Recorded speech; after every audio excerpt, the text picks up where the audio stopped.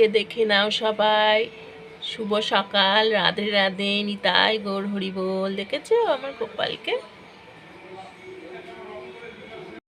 এটা শুরু করছি, স্নান টান হয়ে গেছে, এইবার সব রান্না বান্না হবে, সবাইকে জল খাবার দেবো, স্নান করিয়ে দেব, দিয়ে তারপরে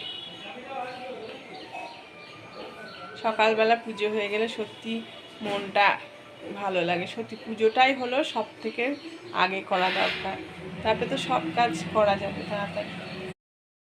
খুবই সুন্দর, মেঘলা, গরম কম।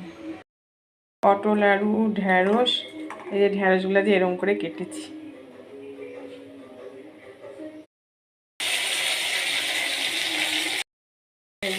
ভাত, তো আমি কি খাবো? দেখো ছাতুর শরবত করে নিচ্ছি বিহারিদের মতো, কিন্তু পেঁয়াজ দেব না, লঙ্কাও দেব না, শুধু লবণ দিয়ে খাবো।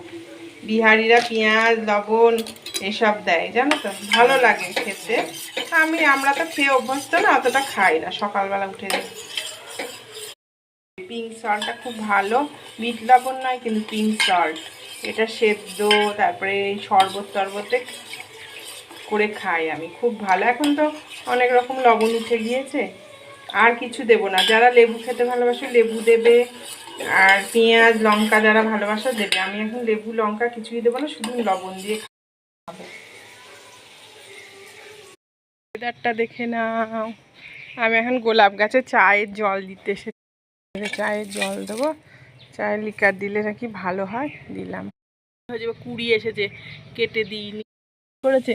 তুলসী মাকে খেয়ে নিয়েছে, তারপরে অপরাজিতা ফুল খেয়ে নিয়েছে, তারপরে এই দেখো তুলসী পাতা খেয়ে নিয়েছে, একদম মুড়িয়ে খেয়ে নিয়েছে। একদম ইচ্ছে করে না। হনুমানে জ্বালায় আমার এই কটা গাছ একটু পেয়েছিলাম, ও বাবা, ছাগলে কালকে খেয়ে মুড়িয়ে নিয়েছে, জানো কি যে অসভ্য এখানকার ছাগলগুলো, আর হনুমানগুলোও তাই। তাও উঠোনে রেখেছি, হনুমানে খায়নি, ছাগলগুলো মুড়িয়ে মুড়িয়ে খাবে।